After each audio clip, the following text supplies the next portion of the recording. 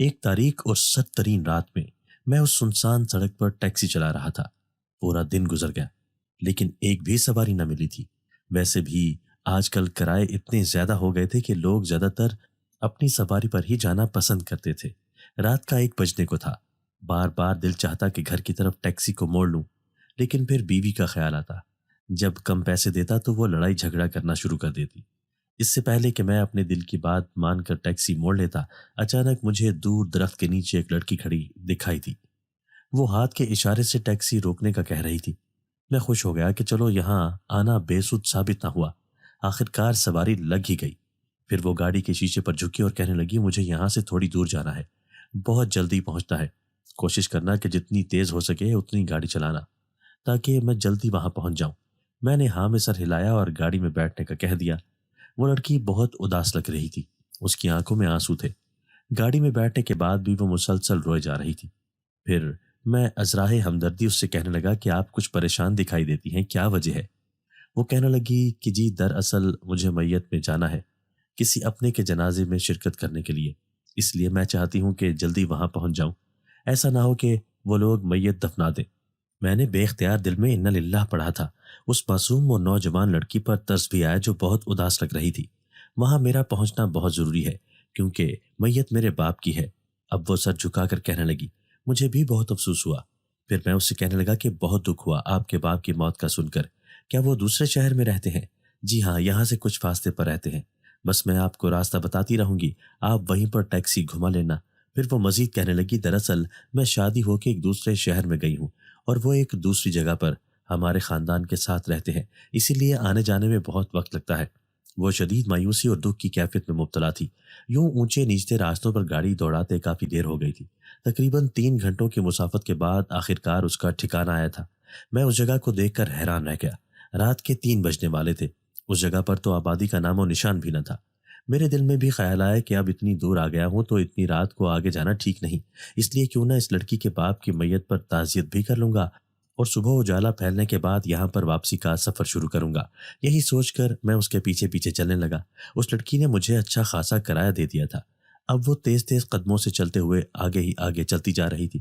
پھر مجھے آبادی کے نشان نظر آنے لگے کیونکہ دور سے ہی گھر کے سامنے لوگوں کا رش نظر آ رہا تھا۔ شاید یہی میت والا گھر تھا۔ اب میں بھی لوگوں کے درمیان میں جا کر کھڑا ہو گیا۔ سب نے ہی کالے رنگ کے لباس پہن رکھے تھے۔ تبھی ایک عورت روتی ہوئی باہر آئی اور پھر ایک آدمی کے کان میں کچھ کہنے لگی۔ تبھی وہ آدمی پلٹا اور میری طرف غور سے دیکھنے لگا۔ پھر آدمی نے سر ہلایا اور عورت کو اشارہ کیا۔ اب وہ عورت روتے ہوئے میرے پاس آئی اور کہنے لگی، دیکھو اس کی خواہش پوری ہونے کا انتظام خود ہی خدا نے کر دیا ہے۔ تم نے میرے شوہر کی میت کو غسل دینا ہے۔ میں آنکھیں پھاڑے حیرت سے اس عورت کی بات سن رہا تھا۔ یہاں پر اتنے سارے لوگ کھڑے تھے، وہ اپنے خاندان میں سے کسی بھی مرد کو یہ کہہ سکتی تھی غسل دینے کے لیے، تو پھر میں ہی کیوں؟ حیران پریشان سا کچھ کہنا چاہتا تھا لیکن پھر خیال آیا کہ مجھے تو اپنے آپ کو خوش قسمت سمجھنا چاہیے کہ میں ایک مردہ وجود پر پانی ڈالوں گا۔ ہو سکتا ہے کہ جب میں مر جاؤں تو مجھے بھی کوئی غسل دینے والا موجود ہو۔ یہی سوچ کر میں خوشی خوشی اندر آیا تھا۔ پھر جیسے ہی میں نے میت کے جسم پر پانی ڈالا میرے رونگٹے کھڑے ہو گئے تھے، پورا جسم تھر تھر کانپنے لگا۔ یہ سب کیا ہوا، کیسے ہوا؟ مجھے کچھ سمجھ نہ آیا تھا۔ میرا نام کبیر حسین ہے۔ میں پیشے سے ایک ٹیکسی ڈرائیور تھا۔ میں 2 بچوں، ایک بوڑھی ماں اور اپنی بیوی کے ساتھ ایک ہی کرائے کے گھر میں رہتا تھا۔ یہ ٹیکسی بھی میں نے جب لی تھی جب ابا نے ہمارا ذاتی مکان اونے پونے داموں فروخت کیا تھا۔ اس مکان کے بکنے کی وجہ یہ تھی کہ ابا ایک خطرناک بیماری سے جنگ لڑ رہے تھے۔ میں نے ہی اصرار کیا تھا کہ اس کے سوا کوئی چارہ نہیں کہ آپ کا علاج گھر بھیج کر کیا جائے۔ یوں میری بات مانتے ہوئے انہوں نے گھر بھیج ڈالا۔ جو پیسے بچے ان میں سے میں نے اپنے روزگار کا بندوبست کر لیا اور خود کرائے کے گھر میں اپنے ماں باپ بیوی بچوں کے ساتھ رہنے لگے۔ لیکن گھر ایک بکنے کے بعد بھی کوئی فائدہ نہ ہوا کیونکہ ابا بہت جلد اس دنیا سے رخصت ہو گئے۔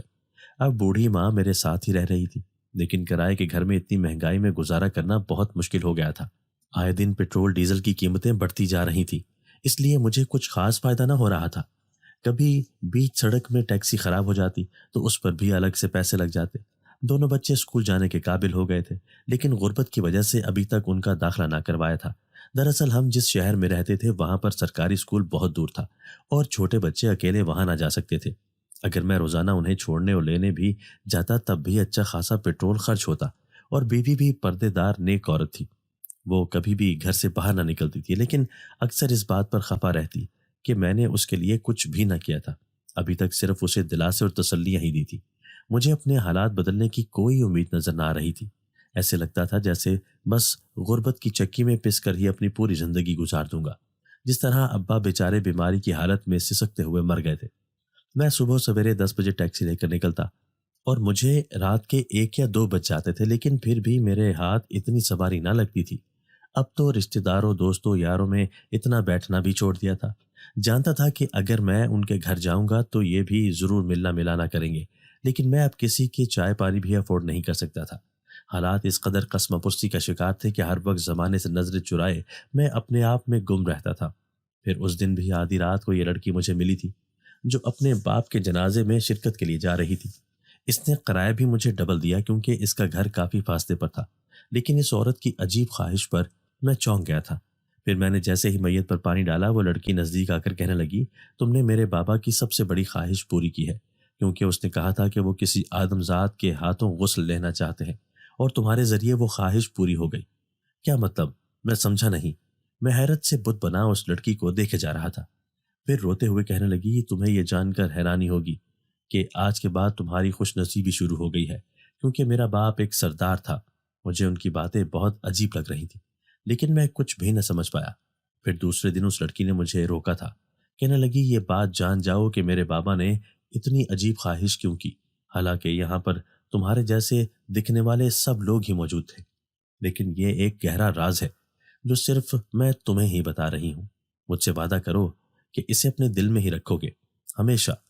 میں نے اس سے وعدہ کر لیا۔ پھر وہ کہنے لگی، دراصل میں ایک جن زادی ہوں، یہاں سے بہت دور کسی دور قبیلے میں رہتی ہوں۔ میں شادی شدہ ہوں، میری شادی ایک جن زاد سے ہوئی۔ میرا باپ بھی جن زادوں کا سردار تھا۔ یہاں پر ہم سارے ہی جنات رہتے ہیں، اور وہ ایک سردار تھے، اسی لیے ان کے دل میں خواہش تھی کہ جب بھی میں مر جاؤں تو میری میت کو غسل دینے والا کوئی آدم ذات مجھے کفن پہنائے، اور اس کی یہ خواہش خدا نے پوری بھی کر دی تمہارے ذریعے، ورنہ تم کب میرے ساتھ یہاں پر آنے والے تھے؟ مجھے آج ماں نے بتایا کہ میرے بابا کی یہ خواہش تھی۔ اب تم ہی وہ خوش نصیب انسان ہو جس کی قسمت ہم بدلنے والے ہیں، کیونکہ ہم نیک جنات ہیں۔ اگر کسی پر مہربان ہو جائیں تو راتوں رات اس کی قسمت بدل جاتی ہے، لیکن تم اس بات کا ذکر کسی سے بھی نہیں کرنا۔ وہ بڑی عجیب کہانی سنا رہی تھی۔ میں حیرت سے بت بن گیا۔ پھر اس دن میں نے اپنی زندگی کی انوکھی رات گزاری تھی۔ میرے ارد گرد سارے جنات کھڑے تھے جو انسانوں کی طرح ہی نظر آتے تھے، لیکن ان کے طور طریقے، ان کا کھانا، ان کے رہنے سہنے کا انداز انسانوں سے بہت مختلف تھا۔ میں پوری رات خوف کی کیفیت میں مبتلا رہا۔ پھر آہستہ آہستہ میرا خوف دور ہوا تھا۔ جیسے ہی میت کو دفنایا گیا، اس کے بعد سبھی اپنے اپنے ٹھکانوں پر چلے گئے، کھانا کھانے لگے۔ لذیذ کھانے کی خوشبو فضا میں پھیلی ہوئی تھی، لیکن میں چپ چاپ ایک درخت کے نیچے بیٹھ گیا۔ نیند بھی آنکھوں میں بھری تھی۔ پورے دن کا تھکا ہارا ٹیکسی چلا کر ویسے ہی تھک چکا تھا، چکنا چور ہو چکا تھا۔ ایک درخت کے نیچے بیٹھا تو گہری نیند کی آغوش میں چلا گیا۔ دوسرے دن میں واپس اپنے سفر پر روانہ ہو گیا۔ میں سوچ رہا تھا کہ اتنا لمبا سفر ہے، ضرور راستے میں مجھے پیٹرول ڈلوانا پڑے گا۔ ظاہر ہے کہ بیچ راستے میں ہی پیٹرول ختم ہو جانا ہے۔ پھر بھی بیوی سوال جواب کرے گی کہ پوری رات غائب رہے اور ریز گاڑی اتنی سی لے کر آئے ہو۔ لیکن میں اپنی گاڑی چلاتا گیا، پر پیٹرول ختم ہی نہ ہوا۔ حتیٰ کہ گھر گیا میں حیران بھی ہوا، کیونکہ آج تک ایسا نہ ہوا تھا۔ مسلسل 2 گھنٹے کے سفر کے بعد ہی پیٹرول کی ٹینکی میں پیٹرول ختم ہو جاتا تھا۔ پھر جیسے ہی میں نے ٹینکی چیک کی تو حیرت کے مارے بت بن گیا۔ وہ پوری کی پوری پیٹرول سے بھری ہوئی تھی۔ یہ کیا ماجرا ہے؟ میں حیرت سے بت بن گیا۔ پھر گھر آیا تو بیوی کے ہاتھ پر سارے پیسے رکھ دیے۔ اس کے چہرے پر خوشی چمکی تھی۔ پھر کہنے لگی، رات بھر گھر نہیں آئے؟ میں تو پوری رات پریشان رہی۔ چلو اب اچھا ہوا 4 پیسے آ گئے، گھر میں راشن ڈل جائے گا۔ میں جانتا تھا کہ گھر میں فاقوں کی نوبت آ چکی تھی۔ گھر کے حالات بالکل بھی ٹھیک نہ تھے۔ دوسرے دن بھی پھر ٹیکسی لے کر کمانے کی غرض سے نکلا۔ اب پورا دن پھرتا رہا۔ 2-4 سواریاں ہاتھ لگیں، لیکن بڑی عجیب بات ہوئی کہ پیٹرول جوں کا توں ٹیکسی کی ٹینک میں بھرا ہوا تھا۔ ایک لمحے کو بھی ٹیکسی نہ رکی تھی۔ مجھے بڑا عجیب لگ رہا تھا۔ کس سے اپنی اس بات کا ذکر کروں؟ لیکن دل میں خیال آیا کہ بڑے بوڑھے کہتے ہیں کہ اپنی آمدنی کے ذرائع، اپنی خوشحالی کا ذکر کسی کے سامنے نہیں کرنا چاہیے، ورنہ کتنے ہی حاسد نظریں گھروں کو تباہ و برباد کر دیتی ہیں۔ اور پھر میں نے یہی فیصلہ کیا۔ اب جو ہو رہا تھا ہونے دے رہا تھا، کسی کے سامنے، حتیٰ کہ اپنی بیوی کے سامنے بھی میں نے اس بات کا ذکر نہ کیا۔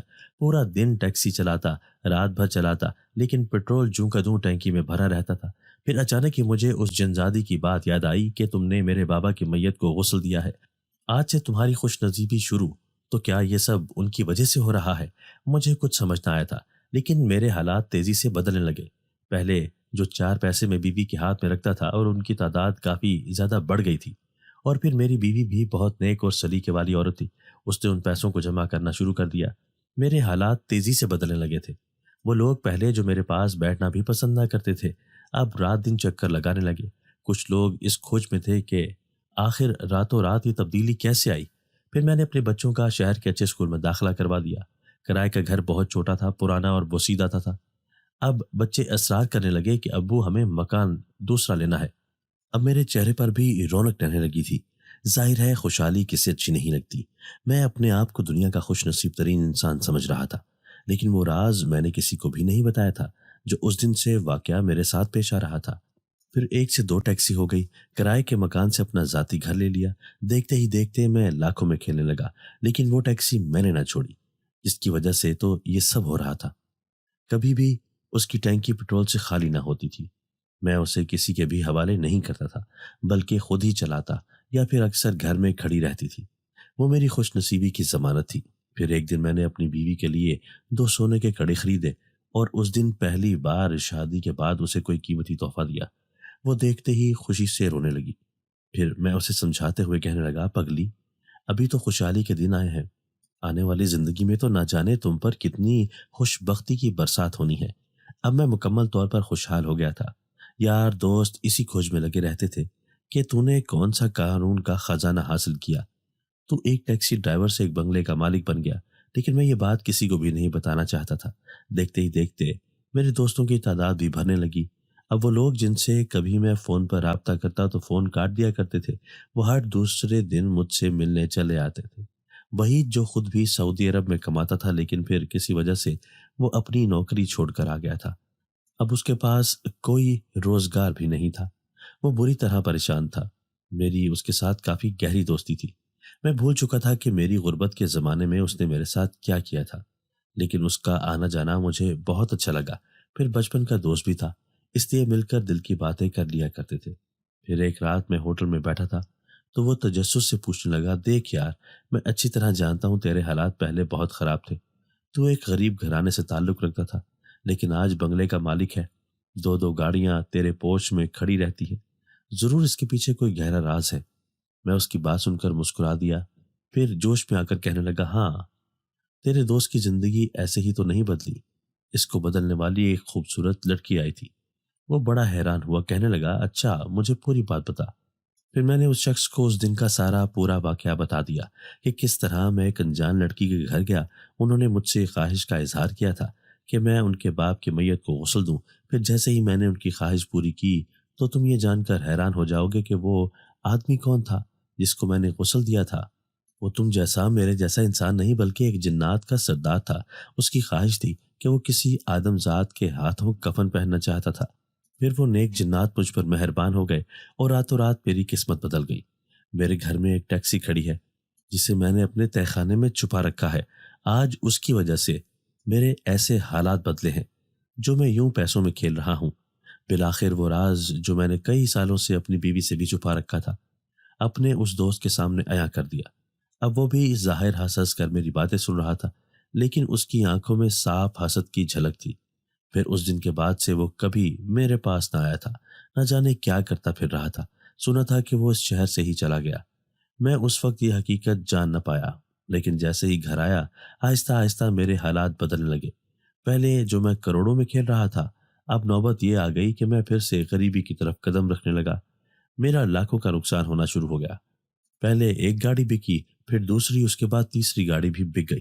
صرف گھر کے تہہ خانے میں وہی ٹیکسی باقی بچی تھی جس سے میں کسی قیمت پر بھی بیچنا نہیں چاہتا تھا۔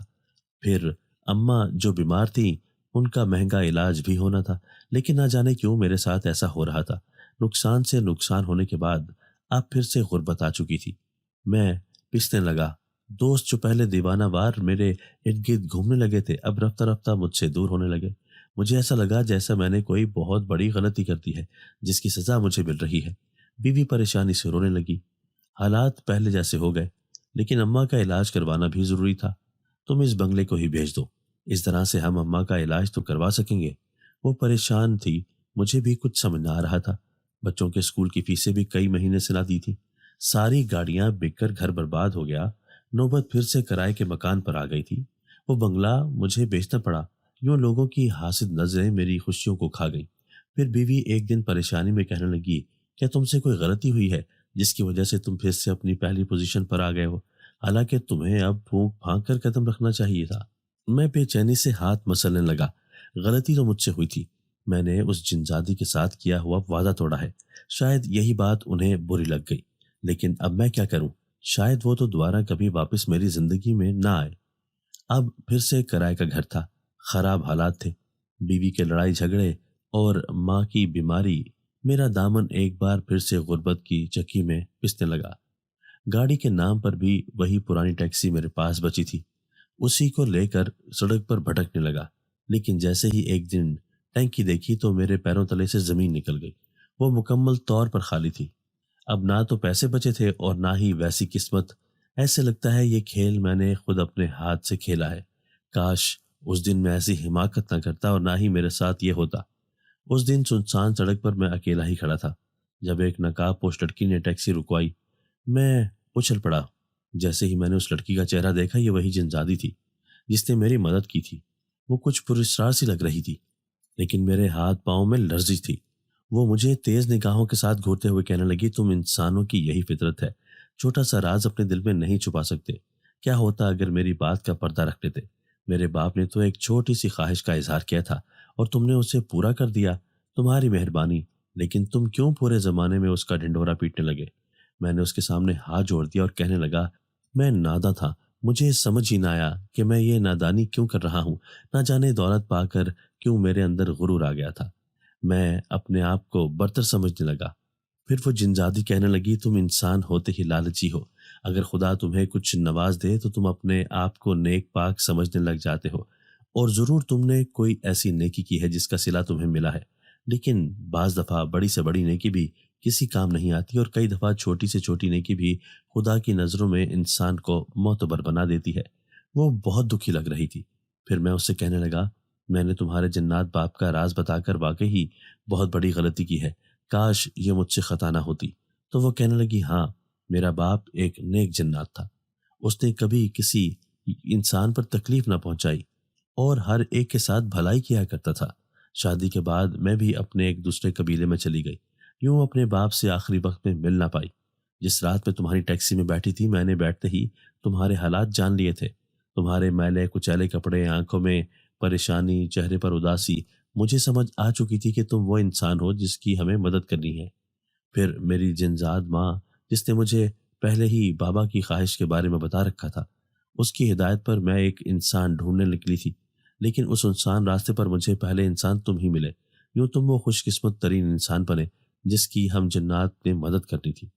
میں چاہتی تو کسی اور کو بھی اپنے ساتھ لے کے جا سکتی تھی، لیکن خوش قسمتی ہر کسی کے دروازے پر دستک نہیں دیتی ہے، یہ بات تمہیں سوچنی چاہیے تھی۔ پھر جیسے ہی تم نے میرے بابا کی میت کو غسل دیا، ہمارے دل کو سکون پہنچا کہ ہم نے ان کی آخری خواہش پوری کر دی۔ ہمارے دل میں تمہارے لیے بہت عزت تھی۔ پھر میں نے پہلے تم سے وعدہ لیا اور پھر جا کر تمہیں یہ راز بتایا تھا کہ ہم جنات ہیں اور تم ہمارا ذکر کسی کے سامنے نہیں کرو گے۔ تم نے مجھ سے وعدہ تو کیا، لیکن پھر وعدہ خلافی کی، جس سے مجھے بہت دکھ ہوا۔ دراصل ہم جنات اپنا ہر راز انسانوں سے مخفی رکھتے ہیں تاکہ بعد میں ہمیں تکلیف نہ اٹھانی پڑے۔ تم جانتے نہیں، حقیقت جاننے کے بعد وہ تمہارا دوست جسے تم نے اپنی دولت کا راز بتایا تھا، وہ ہماری کھوج لگانے کے لیے ہمارے ٹھکانے تک پہنچ گیا تھا۔ اس نے مختلف حربے آزمائے، ہمیں مجبور کیا کہ ہم اس کے سامنے خود کو ظاہر کریں۔ وہ اپنے ساتھ ایک شیطان عامل کو لے آیا تھا جس نے مختلف عملیات کر کے ہمیں پریشان کیا، ہمیں تنگ کرنے کی کوشش کی، لیکن ہم نیک جنات ہیں، کسی کو تکلیف یا نقصان نہیں پہنچاتے، کیونکہ ہمارے پیدا کرنے والے خالق نے ہمیں برے کاموں سے منع کیا ہے۔ لیکن ہماری طاقت کے آگے اس انسان کی حیثیت کچھ معنی نہیں رکھتی۔ وہ بار بار اس بات پر اصرار کر رہا تھا کہ جس طرح ہم نے اس کے دوست کی قسمت بدلی ہے، اسی طرح ہم اس کی بھی مدد کریں۔ یوں اس کی اس حماقت کی وجہ سے ہم سب نے وہ جگہ چھوڑ دی جہاں پر ہم سالوں سے اپنے قبیلے کے ساتھ آباد تھے، کیونکہ ایسا لگ رہا تھا کہ آج ایک انسان آیا ہے، کل کو دوسرا آ کر ہمیں تنگ کرے گا، اذیت پہنچائے گا۔ اسی لیے ہم نے فیصلہ کیا کہ ہمیشہ کے لیے جگہ چھوڑ دیں گے۔ یوں تمہاری چھوٹی سی غلطی کی وجہ سے ہمیں اپنا ٹھکانہ چھوڑنے پر مجبور ہونا پڑا۔ وہ جنزادی بہت اداس رکھ رہی تھی۔ یہ سب میری وجہ سے ہوا تھا، میں خطا کار انسان تھا۔ پھر میں نے اس سے معافی مانگی تو وہ کہنے لگی تم نے جو بھی کیا نادانی میں کیا، لیکن وعدہ خلافی کی وجہ سے تمہیں یہ نقصان اٹھانا پڑا، کیونکہ اگر ہم کسی سے خوش ہوں تو اسے مالا مال کر دیتے ہیں، اور اگر کسی سے ناراض ہو جائیں تو پھر اپنا دیا ہوا سارا خزانہ واپس لے لیتے ہیں۔ میں بری طرح ڈر گیا۔ آدھی رات کو اس سنسان سڑک پر وہ جنزادی میری ٹیکسی میں بیٹھی تھی۔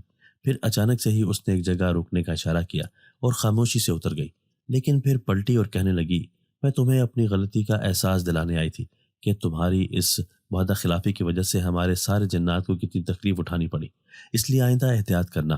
اس نے آئندہ مجھے احتیاط کرنے کا کہا اور خود ایک ویران سی جگہ پر ٹیکسی سے اتر گئی۔ میری نظروں نے دور تک اس کا پیچھا کیا تھا، لیکن کہیں بھی اس کا گھر نظر نہ آیا۔ شاید جنات ایسے ہی خالی اور ویران جگہوں پر رہتے ہیں۔ میری آنکھوں میں آنسو تھے۔ سمجھ گیا تھا کہ اب کبھی بھی میرے حالات پہلے جیسے نہیں ہوں گے۔ پھر رات کو یوں ہی ویران سڑک پر ٹیکسی دوڑاتا رہا۔ جیسے ہی گھر کے پاس ٹیکسی روکی، اچانک ہی میری نظر گاڑی کی پچھلی سیٹ پر پڑی تھی۔ وہاں پر ایک لال رنگ کی پوٹلی لکھی ہوئی تھی۔ جیسے ہی میں نے وہ پوٹلی کھول کر دیکھی، میرے حواس اڑ گئے۔ وہ تو زیورات سے بھری ہوئی تھی۔ تو کیا وہ جنزادی پھر سے میری مدد کر گئی تھی؟ میرے لب خود بخود مسکرانے لگے، آنکھوں میں خوشی سے آنسو آ گئے۔ آج کے بعد میں یہ راز کسی کو بھی نہیں بتاؤں گا کہ میری زندگی میں یہ تبدیلی کیوں آئی۔ اس کا مطلب ہے کہ جنزادی سمیت ان سارے جنات نے مجھے معاف کر دیا۔ وہ خزانہ لے کر میرے اندر احساس شرمندگی ایک بار پھر سے سر اٹھانے لگا۔ اس نے تو بنا بولے ہی میری مدد کر دی تھی۔ ایک بار پھر سے میرے حالات بدلنے لگے، لیکن میں نے ان حاسد لوگوں سے پیچھا چھڑا لیا جنہوں نے مجھے برباد کیا تھا۔ میرا وہ نام نہاد دوست وحید جو میرے اچھے وقت میں میرے آگے پیچھے پھر رہا تھا، لیکن ایک بار پھر سے میری آنکھیں کھل گئی۔ اب میں نے توبہ کر لی تھی کہ آئندہ اپنے دل کا راز اور اپنی آمدنی کا ذریعہ کسی کو نہیں بتانا۔ اماں کو بہت اچھے ہسپتال میں علاج کروایا، لیکن آخرکار وہ بھی اپنے رخت سفر پر روانہ ہو گئی۔ لیکن بیوی اب بہت ڈرتی ہے اور کہتی ہے کہ کب وقت پلٹ جائے کچھ بھروسہ نہیں، اس لیے ہمیں آنے والے وقت کے لیے خود کو تیار رکھ لینا چاہیے۔ زندگی میں اچھے برے وقت تو آتے رہتے ہیں، لیکن حقیقت یہ ہے کہ اچھے اور برے لوگوں کی پہچان وقت کراتا ہے۔ یوں کئی سال بیت گئے۔ آج میرے بچے بھی جوانی کی دہلیز پر قدم رکھ چکے ہیں۔ خوب اچھے اسکول میں تعلیم حاصل کی اور اب شہر کے مہنگے کالج میں پڑھ رہے ہیں، لیکن میری آنکھیں آج بھی اس جنزادی کا انتظار کرتی ہیں جس نے میری چھوٹی سی نیکی کے کام میں مجھے اتنا بڑا انعام دیا۔ میں اس کا شکر ادا کرنا چاہتا تھا۔ اس نے ایک نہیں 2 بار میری مدد کی تھی۔ میں تو ایک گناہ گار انسان تھا جس نے وعدہ خلافی کی تھی، حالانکہ وہ وعدہ توڑنے والا ایک مسلمان کہلانے کے لائق نہیں، لیکن پھر بھی اس نے مجھے معاف کر کے مجھے اپنی نظروں میں شرمندہ کر دیا تھا۔ تو پھر دوستوں، کبھی آتے جاتے سڑک پر کسی سے ٹکرا جاؤ تو اس کی مدد ضرور کرنا۔ ہو سکتا ہے کہ وہ انسانی روپ لیے کوئی جنات ہو جو آپ سے کوئی خاص مدد مانگنے آیا ہو۔